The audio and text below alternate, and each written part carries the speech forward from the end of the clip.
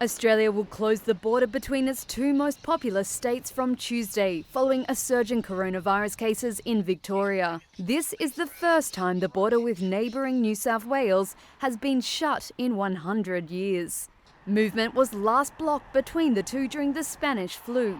On Monday, Victoria Premier Daniel Andrews announced the news and said the closure would be for an indefinite period. From 11:59 p.m. midnight tomorrow night, the border with New South Wales will be closed. That is the result of a phone hookup between the Prime Minister and the Premier of New South Wales and myself just an hour or so ago. In Melbourne, Victoria's capital, over 100 new cases of COVID-19 were recorded overnight, its biggest one-day spike since the pandemic began.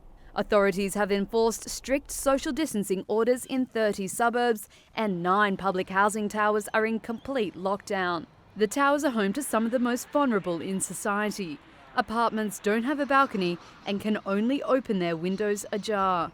Some video showed help banners posted on apartment windows. Andrews has defended his decision to put the buildings under lockdown, promising 2 weeks of free rent and hardship payments to the residents. The 9 towers in Melbourne are home to some 3,000 residents who will be in lockdown for at least 5 days, as many residents tested positive for the virus. Police have been stationed on each floor of the towers. Staying inside your flat, inside your unit, is the safest and best thing to do. It's not pleasant, I know it's challenging.